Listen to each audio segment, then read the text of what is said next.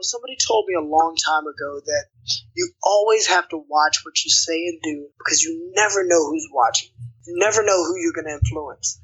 We're all regardless of whether we think we have followers or people that are influenced by us, every single person on this planet has somebody that looks up to them. So if we lead them in the wrong direction, that's on us. It's on us, Yeah. So my job is to try to be the best person I can be, never bite my tongue. Islamically, there's a hadith where the Prophet ﷺ says, if you see a wrong, change it with your hand. If you can't change it with your hand, speak out against it. If you can't speak out against it, hate it with all your heart, but that's the weakest form. Welcome to another episode of the Matrix BJJ podcast. My name is Paul Tokizolu, and welcome to the show. On April 8th, we are going to be hosting a seminar at Matrix Jiu-Jitsu in Kaiserslautern, Germany with Ethan Krellenston. Ethan trains under Firas Sahabi and also John Danaher. I'm really looking forward to this seminar. It's only €30 for a 3-hour seminar and an open mat afterwards. So come train with us on Saturday, April 8th. All of the information can be found at matrix.com. Send us a message on Facebook to reserve your spot. My guest today is Muhsin Corbbrey. Muhsin is a professional MMA fighter and also a black belt in Brazilian Jiu-Jitsu under Lloyd Irvin. We ended up not talking a whole lot about martial arts in this episode. Instead, we talked a lot about politics and cultures around the world, the culture in the United States of America, lots of other topics surrounding that. Unfortunately, during the editing of this podcast, I discovered that around the 30 or 40 minute mark, there is a weird cyber sound demon that entered into our conversation. You'll notice it for sure. It sounds like a weird scratching noise. I tried to edit it out as best as I can, but just wanted to give you guys a heads up that I'm aware. And I hope you can look past this noise, whatever it may be, and focus on the words spoken rather than the scratches scratched. I never like to start a podcast by making any sort of apology. In this case, I did feel led to address this noise. Please welcome my friend, Muhsin Corbbrey.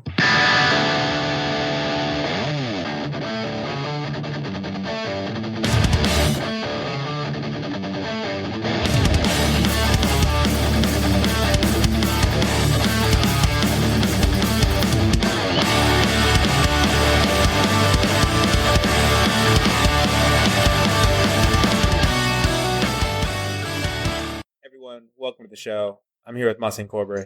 Muhsin, what's going on, man? What's going on, brother? Good to be on. I'm a huge fan of your Facebook posts, honestly. We were talking about it a lot before the show even got started, but I think you have some really good insight to share, and I'm glad that you share it. I think that with the advent of social media, it's so interesting because you and I have never met, but I can be connected with you and your ideas. You know what I mean? And this is the first time we've even really talked, but you can influence others even if you've never even met them.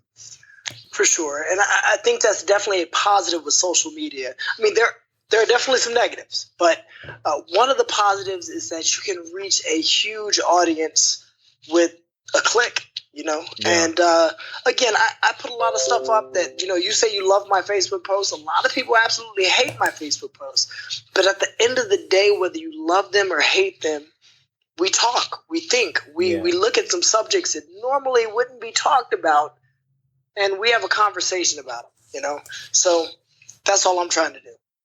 Yeah, man, I think you're doing a good job. I think in times like these, times like the ones we find ourselves in these days in the world, we need people who are going to be a little bold and talk about, things that need to be talked about and share different perspectives. And, it's all part of self-correction as a species. We swing in one direction and then we correct back to a more reasonable path.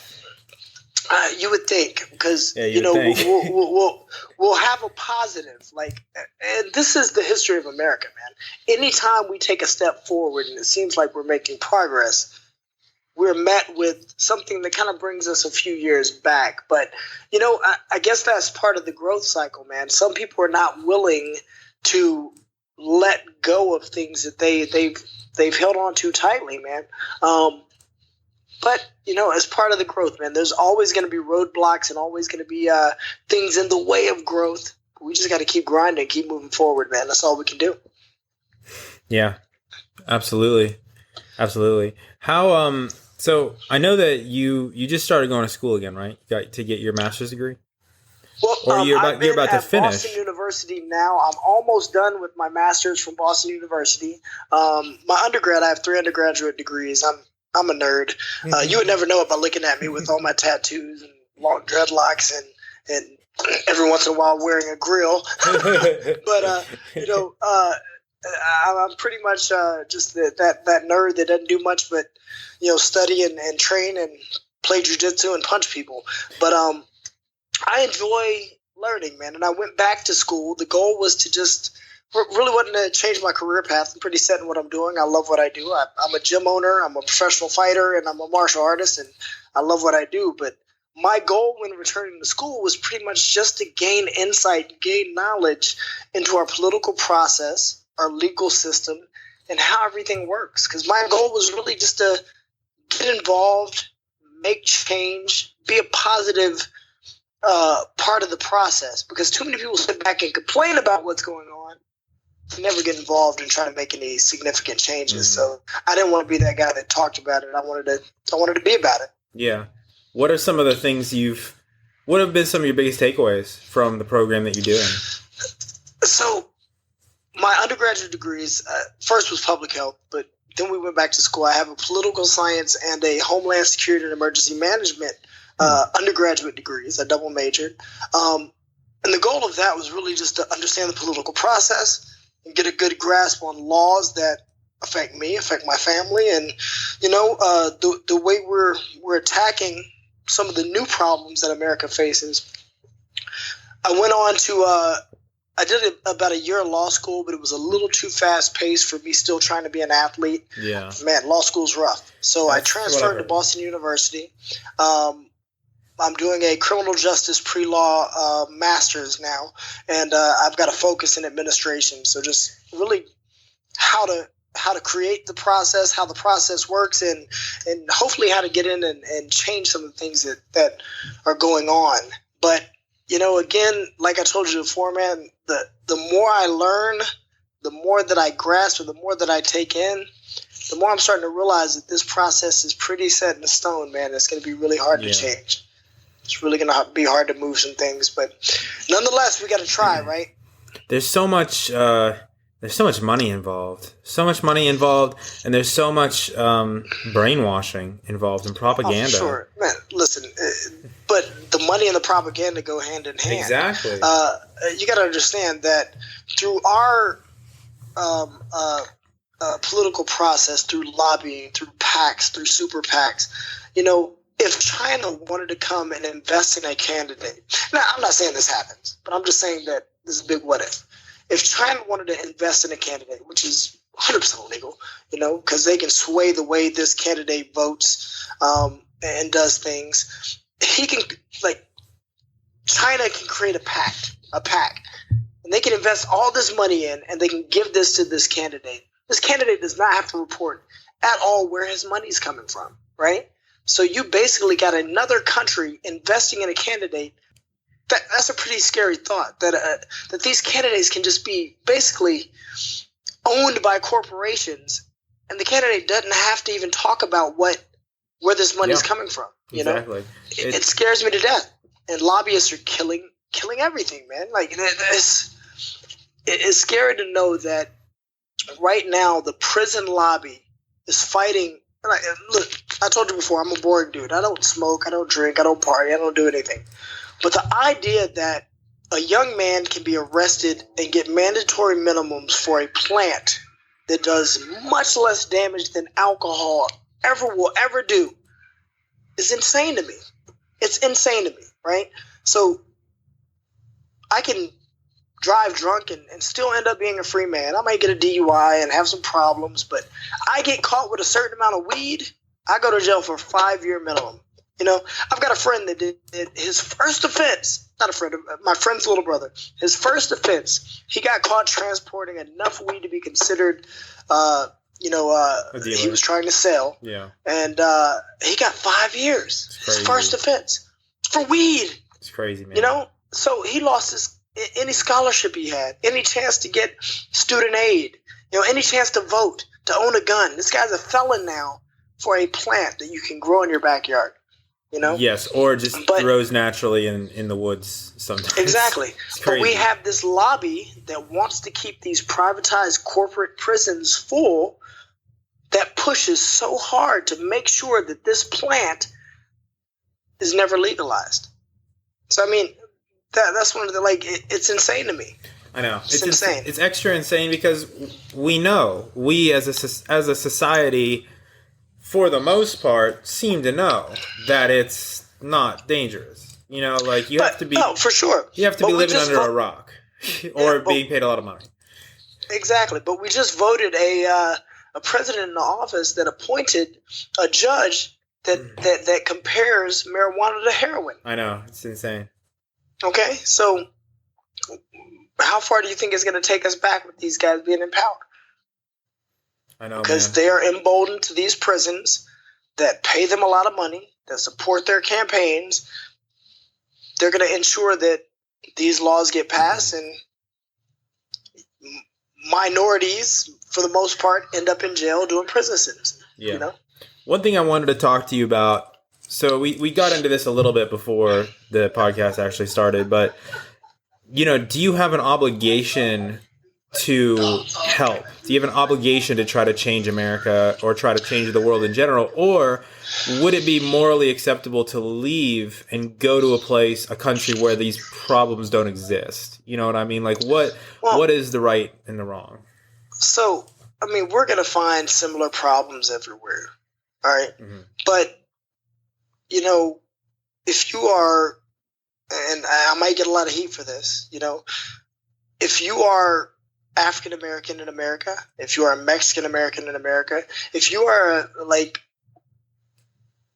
not the majority, which is Caucasian American, white American, then you have a different life. You have a different existence. Your reality is different than the majority's is. All right. Yeah. So we're in a country, and I'm not saying we're not accepted, because like I said, man, the experience that I've had in America, because this is the only place I've ever lived. I've traveled a lot, but this is the only place I've ever lived.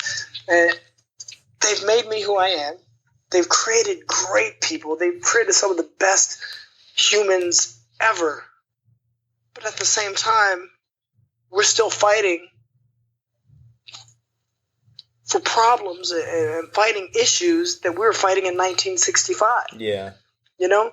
So, I mean, would it be better for us to just say, okay, maybe we'll just go to Ghana, where they want educated Black Americans to come and help with the building of their society? Yeah. Maybe we'll go to, Tanzania. Maybe we'll go to one of these other countries that are begging us to come there. You know, I don't know if that's the answer, because I feel like if I do that, because I don't think I hadn't thought about it, but I feel like if I do that, I kind of turn my back on the fight, So I'm in a space right now where I'm really pondering all sides. I'm looking at it. Can this be fixed? Can we make a significant difference here? Yeah. Or should we cut our losses and say, hey, Ghana, it takes 3 years to become a citizen there if I'm African American. Can I come? Yeah. I don't know though, man. It's sad that we have to think about these things. Yeah. That's the sad part. I totally agree. Do you think that the life of a martial artist, can't even talk, man. Life of a martial artist somehow would impact your decision to try to stay and try to fix things? Do you think that you have some sort of an obligation to try to help people, or is it okay to kind of take the more self-preserving, self-benefiting route and go somewhere else? Well, so here's the deal. Could what I do benefit people in other places? Because listen, I'm not this nationalistic guy that believes that because I'm American that I'm better than an African, that I'm better than a Mexican, that I'm better than a Italian. You know, I don't believe that. We're all human, and we all deserve the same respect. You know, could I help people other places? I think I could. You know, it's all about people. You know, but at the same time, right now I have a gym. I have a fight team full of absolute monsters that depend on me to help them get to the level that they're looking to reach, you know? So could I just turn my back on those guys and break out? I don't know. Maybe after I get them to a certain point and they're ready to take the reins themselves, maybe. But, you know, I have a lot of people that depend on me here, so that's another thing to think about. You know, I've got friends, I've got family that I love and I want to see do great, and I want to be here to help. So, you know, that's what we have to think about. But I think being a martial artist, it makes you want to fight. And the great thing about martial arts, man, is that at any day, man, on our mat, we have white guys, we have black guys, we have Asian guys, we have Hispanic guys, we have people of every ethnicity, every nationality that love each other, that train their butts off, that are there for each other. Like, it's crazy. If we go out for like a team dinner or something, we all go out. Like, people look at our table like, who the hell are these? They're a black guy with dreads, a white guy that looks like he just got out of the office from working in corporate America, an Asian guy, a Mexican guy. Why are all these people together at this table? Because you don't see that very often. If you go out right now, people watch. All right, well, especially in America, go people watch. In America, you'll see the Muslims over here, the Asians over here, the Mexicans back here, the black guys over here. We are so separate, you know. And one of my friends from Europe told me that as soon as he got off the plane, he could feel that separation. You know, he could feel that, you know, we all call ourselves American, but we're not together in this. You know, we're not yet. But martial arts brings us together. It gives us that common bond that makes us all disregard this other nonsense, because that's exactly what it is. It's nonsense. You know? Yeah. Because at the end of the day, if you need a blood transfusion and our blood type matches up, me being a black guy is not going to affect me saving your life if you need that blood transfusion. Yeah. You know? Because we're all human. Yeah, man. A lot of my friends from Europe say the same thing, actually, that America is kind of a weird place. And they say that they don't like the atmosphere in a lot of places. They say that, like, it's kind of it's always a tension-filled, scared atmosphere in a way. Like, Americans are very scared. You know what I mean? They are, but it's all propaganda. Because you know what? You go to other places that experience like crazy terror attacks and high violence, and they're not scared. No. You know, we don't even experience it at a high rate. No. You know, what if we had like one real major attack from outside that's happened? No, we have a ton of homegrown terror attacks from right-wing terrorists that never get reported. I mean, you have Dylan Roof going into a church and shooting 9 people. You have 2 Indian Americans being shot because they thought that they were Muslim, you know, just recently. So, I mean, you got to look at these things, and we're not scared of that. Nobody's scared of the white guy with a gun, but we're scared of Muslims. Yeah, I know. It's crazy. I know, man. It's crazy. But again, our media inundates us with these visions and these ideas that these are the bad guys. These are the bad guys. We got to be scared of these guys. And, you know, it's hard to fight that fear when that's all that's pumped into your brain every day. Yep. It's a totally different atmosphere over here. Like, people aren't scared. You know, if you walk around the city, I live in a city, kind of a small city, but it's a city for sure. Like, no, it's safe. People aren't scared. People might be careful, you know, they might be like looking around every once in a while. And yeah, sometimes people get drunk and they like get in trouble with the police for sure. But for the most part, people just aren't scared. And it's a totally different atmosphere in America, you know. And part of it is because America is very dangerous in a lot of areas. So, but I don't know. I don't know what our isn't that deal is. hilarious, man? I was just, talking to somebody about this the other day. Yeah. Right now, like the murder rate in America, if you compare that to other first world countries, and what's funny is other first world countries have guns. Yes. Like, we're not the only place that has guns. Yes. But we're a violent society. Why are we so violent? I don't know. Propaganda. Yeah. Not enough education. It's a lot of education. issues. Listen, I think that is the biggest problem. I agree, man. You gotta understand, like, if you watch the news, just for the last, I would say probably 10 years, they've really been marketing and been running this idea that maybe education isn't worth it. Maybe it isn't worth it. The student loan debt, blah, blah, blah. Don't get educated. You're going to be in debt. You're going to have all kind of problems. You're not going to be able to get a job. But then if you just go look at the numbers, right? The higher your level of education, the more financial success you have, right? Yeah. So if you have if you're just a high school graduate, you're at the bottom of the financial rung, right? If you have a 4-year degree, you're a little bit higher. If you have a master's degree, you're even higher. If you have a doctorate or professional degree, you're at the highest scale. You're at the highest end of things.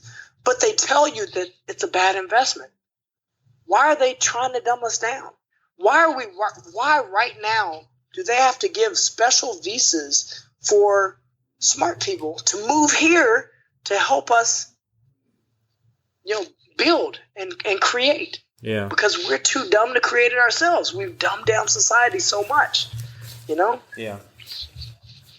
It's pretty scary. I know, man. But when you have a dumbed down society, you end up with a Donald Trump in office. Yeah. Because our leaders are a reflection of who we are.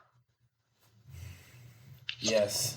In some way, even though people don't like to admit it, it's like, even if for everyone who's against Trump, it's still like part of the reason people are upset is because I think people realize that it's a reflection of the society. And I think a lot of people were surprised when Trump was elected because they didn't know it was as bad as it is. And it's funny. I wasn't surprised. If you I wasn't go back surprised to either, election man. night, if you go back to election night and you look at my post, I was saying the map does not look good for Hillary. No. The map does not look good for Hillary. No, it doesn't. You got to understand. Listen, if you don't believe now, listen. A lot of people will be like, "I voted for Trump. I'm not racist. I just didn't want Hillary," and I understand that. I kind of, but you had to ignore a lot of racism and bigotry and a campaign that was ran and marketed to this kind of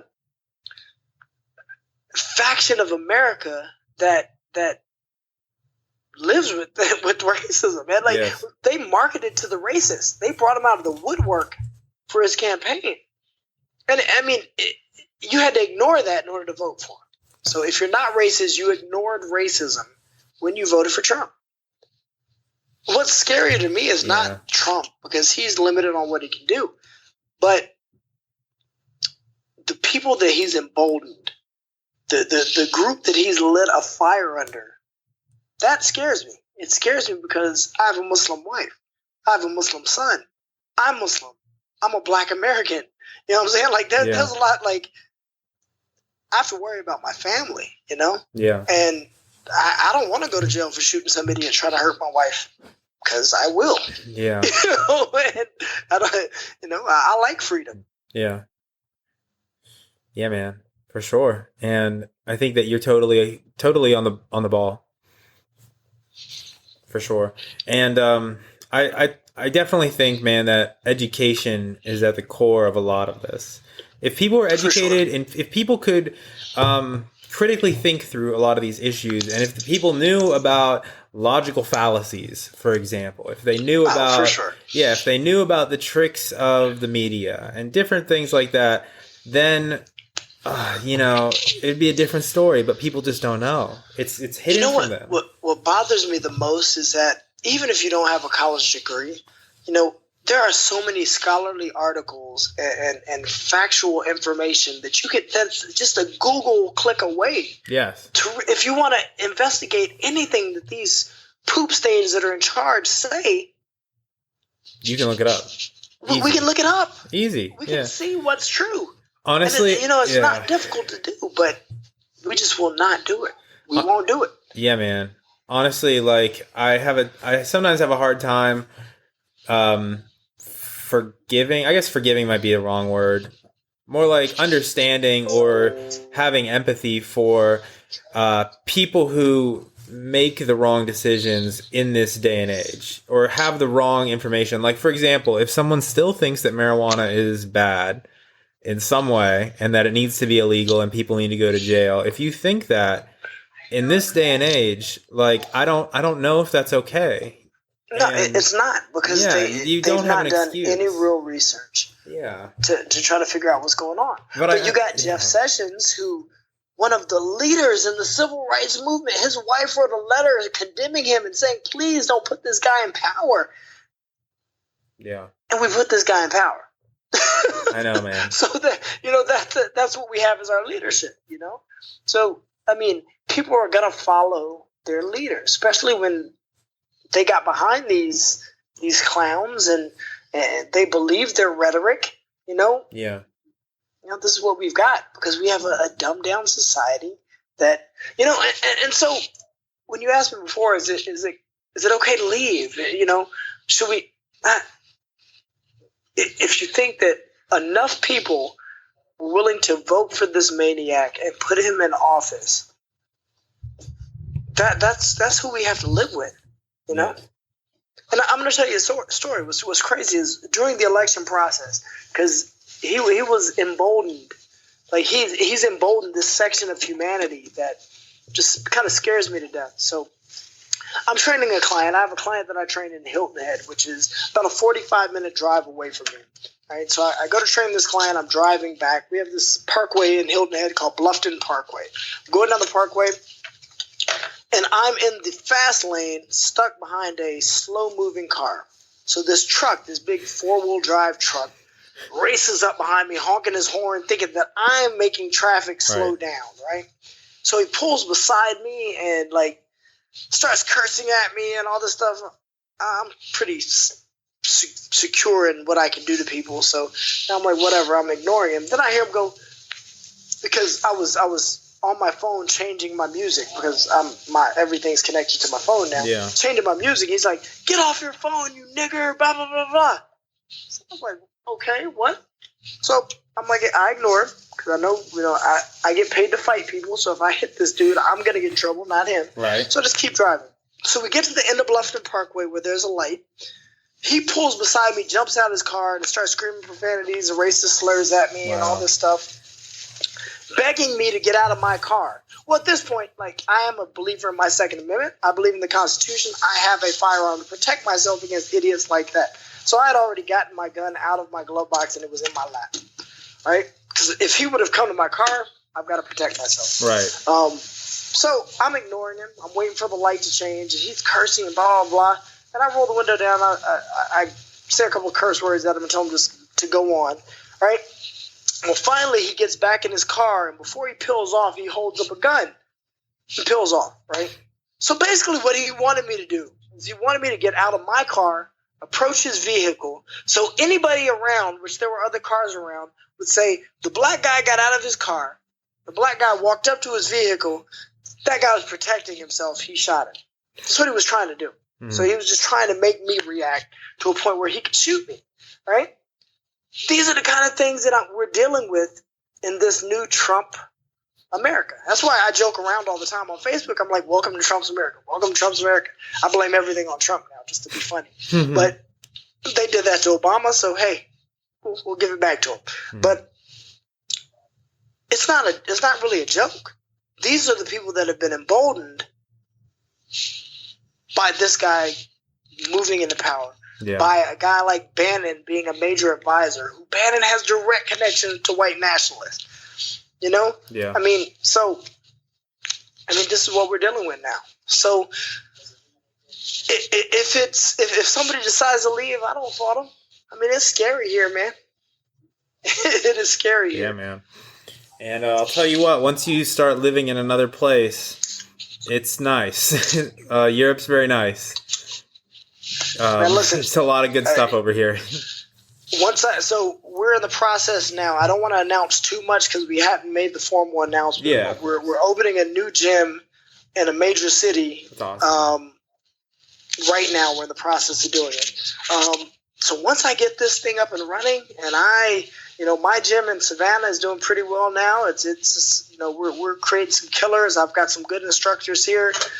I'm ready to make my world tour, man. So you tell me if they need understand my resume is pretty good. All right. I'm a black belt under Lloyd Irvin, who's one of the best jiu-jitsu guys on the planet. I'm a crew under Manu Into, 8-time world champion, Muay Thai legend. I've trained with some of the best boxing coaches. Angelo Dundee was my advisor for the early part of my boxing career. So, I've got a pretty good resume. I've coached some world champions, some amateur and pro world champions. So, just let me know if you need an instructor there in Germany or man, we're always looking for good people. Yeah, man. If you're ever coming over here, let us know and we'll put together a seminar for sure. But yeah, man, it's hard to see. It's hard to see people falling into all these traps of ignorance when it seems so obvious. It seems like they could get out of it so obviously, but it's hard. It's hard because of the culture of America and how. For sure. But understand, so it's nothing different, right? So it was the Africans, then it was the Jews, then it was the Catholics. There has always been someone to hate in America. Always. Yeah.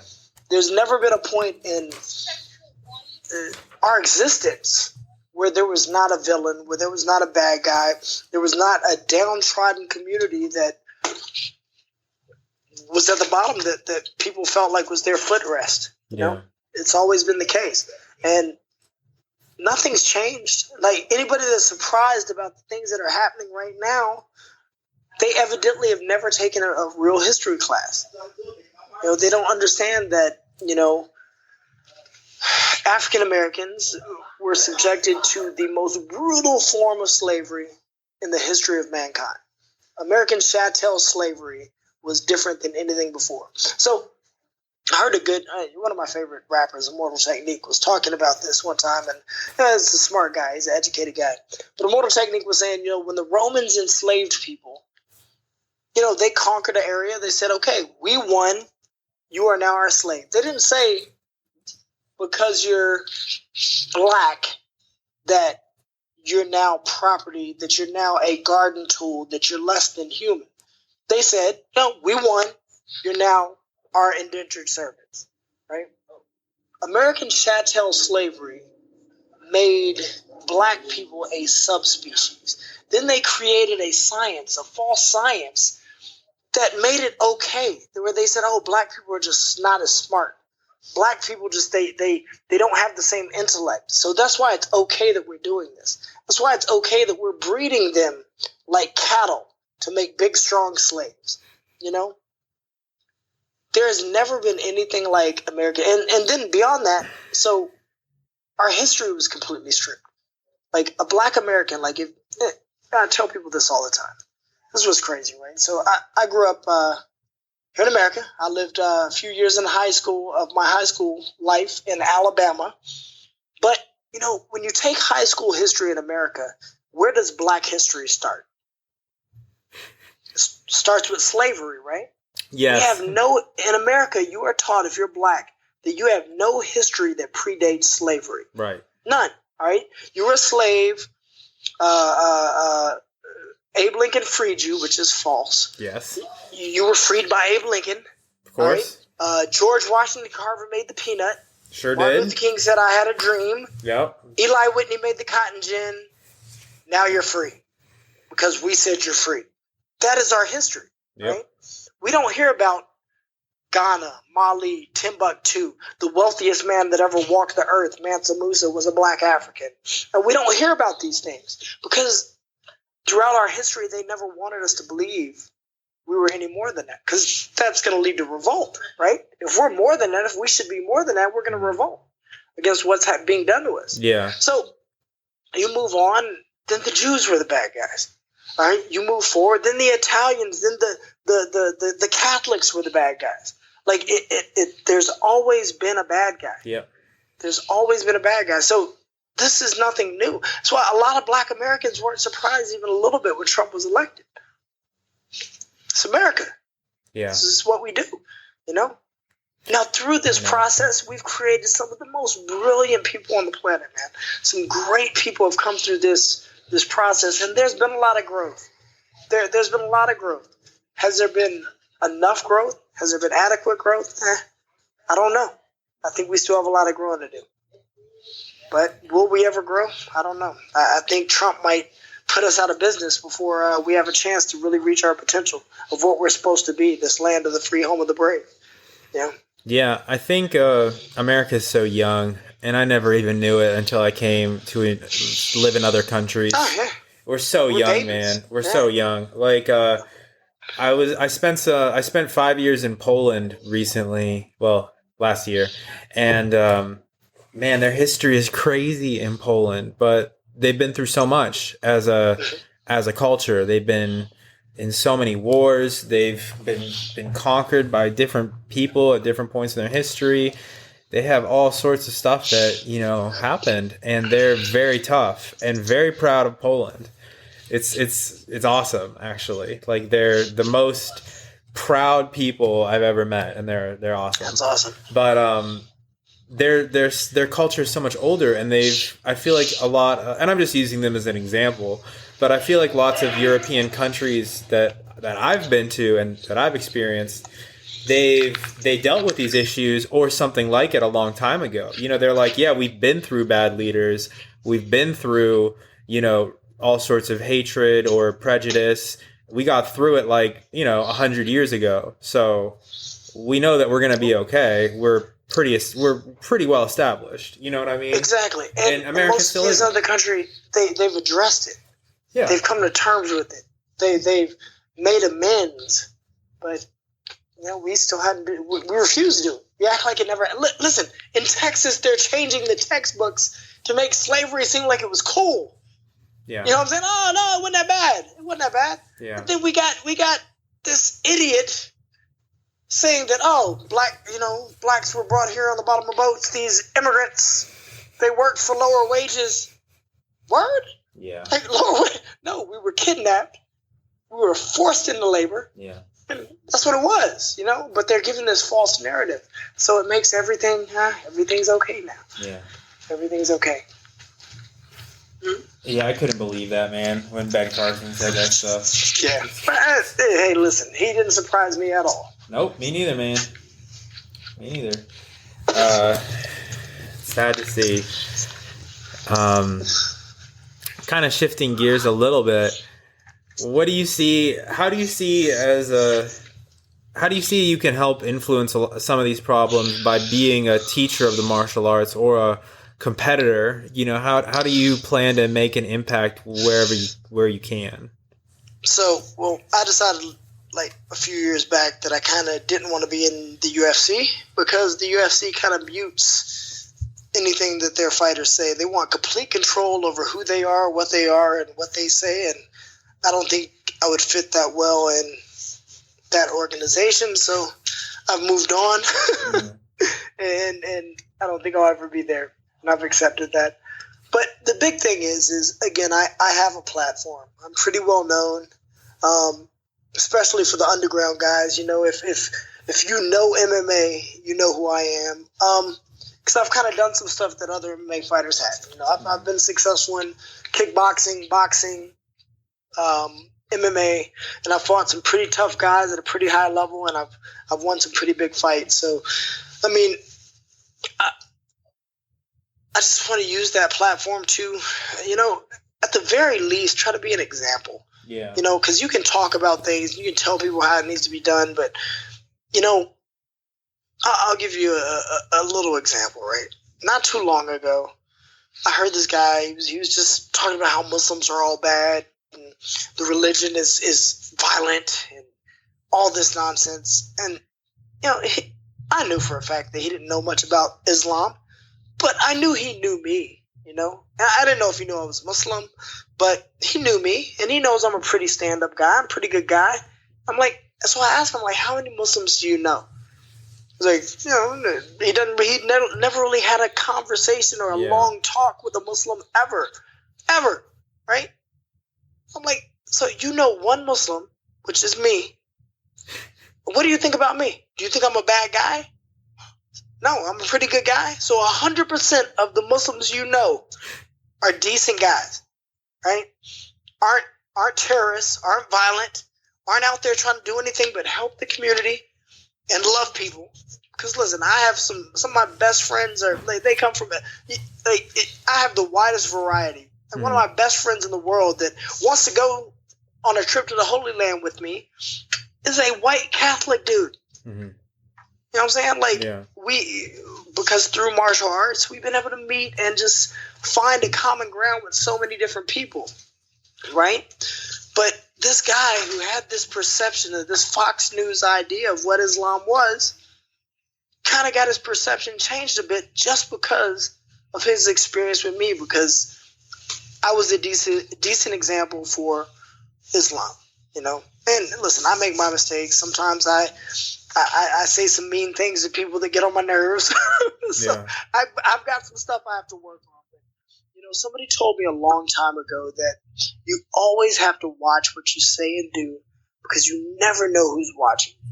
You never know who you're going to influence. And we're all regardless of whether we think we have followers or people that are influenced by us, every single person on this planet has somebody that looks up to them. So if we lead them in the wrong direction, that's on us. It's on us, So my job is to try to be the best person I can be, never bite my tongue. Islamically, there's a hadith where the Prophet sallallahu alaihi wasallam says, if you see a wrong, change it with your hand. If you can't change it with your hand, speak out against it. If you can't speak out against it, hate it with all your heart, but that's the weakest form. Okay? I don't ever want to be weak, man. So at the very least, if I can't absolutely change it with my hand, I'm gonna speak out against it, man. And if it closes some doors for me because I refuse to bite my tongue, those doors weren't meant for me to open anyways. Yeah. Man, that's a beautiful concept. I really like that, actually. Something I've been thinking about lately is the whole idea of humanity all being connected with each other. I don't know if you're... 100% we are. Yeah, as like one organism, as one consciousness, so to speak. And Islam is called the Ummah. The collective, everybody. I didn't know that Islam had that. That's really interesting. Yeah, one Ummah. I mean, we're all individuals, we're all different people, but we are. Listen, what hurts you hurts me, and until we start to understand that, we're never going to be okay. Yeah, it's funny. Pretty much every religion has some version of it, some version of a collective consciousness. That's because almost every major religion has some level of connection to each other. Yes, exactly. I think they're all just kind of different offshoots of the experience, the spiritual experience we're supposed to have. Exactly. And kind of going back to what you were saying before, if that is true, if we are a consciousness, then you need to always act like someone's watching, because somehow your actions are influencing the collective. Whoever you are, your character is influencing people you may have never met. It's influencing like the collective energy. Not to get into hippie realms, but I think it's true, man. I agree 100%. Yeah, I agree 100%. And so I mean, we all have work to do, man. We all have work to do. But I'm gonna keep grinding, man. And it's crazy that I'm a somewhat peaceful guy that wants like world peace, but I get all of my happiness and growth from hitting people in the head and breaking their arms and choking them out. It's crazy how that works, right? I know, me too. Me too, actually. Lately I found yoga to be really beneficial. I've been doing like just as much yoga as I have jiu-jitsu. And nice. For me, it's great because it's almost like jiu-jitsu, but without, you're not fighting anyone. You're fighting yourself. We have exactly. an instructor that works with us. She does what's called the DeRose method, which the DeRose method is a performance type of yoga. Okay. That gets rid of all of the religious side of things. It does do meditation, visualization, breathing, things like that. But it is based on making better athletes, better human beings, making stronger people. And listen, I train 3 and 4 times a day.